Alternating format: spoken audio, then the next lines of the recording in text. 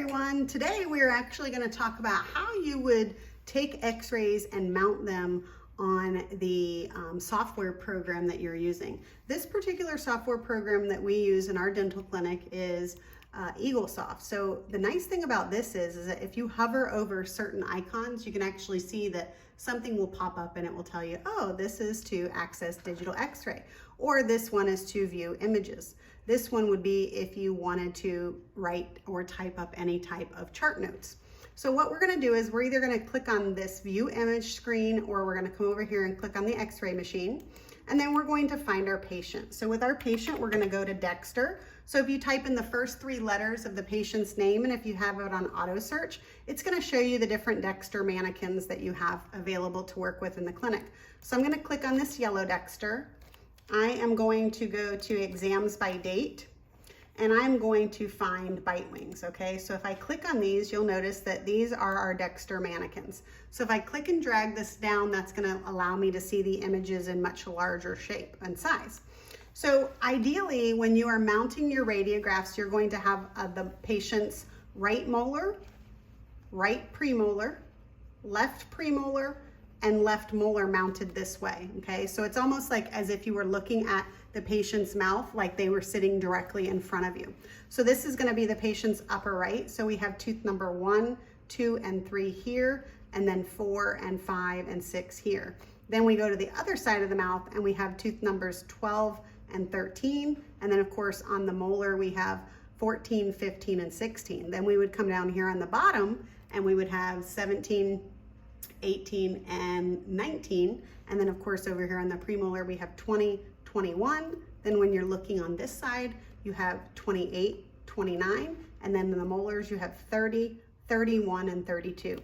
I use real big words when I talk to my students. So I would say the molars are gonna be the big teeth, and then the premolars are gonna be the little teeth. So what I try and do is make sure that I explain to the students that there are certain things that you're gonna be looking for when you're trying to determine whether or not the radiograph is mounted correctly. For example, I'm going to go ahead and I'm going to mirror this image, meaning that it's going to put those molars in front of the premolars.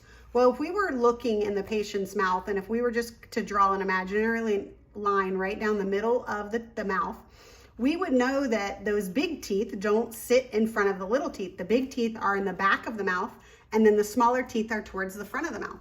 So automatically, if a student saw this, they should be able to look and make sure and determine that that is not mounted correctly. So then what they would do is they would right click and they would go back to mirror in order to get that mounted correctly. Now let's look at this.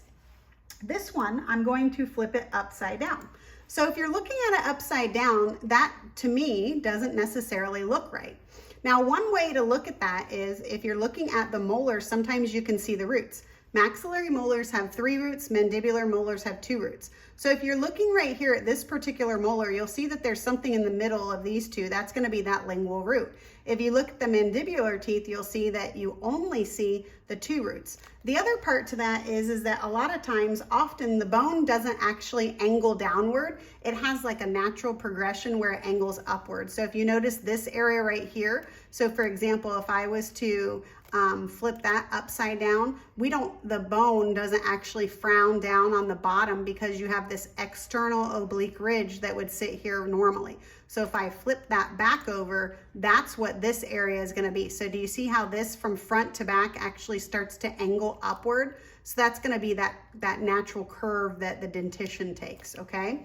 So again, let's look at this one because I still need to flip that back upside down so that way it is mounted correctly. So do you see the difference in those?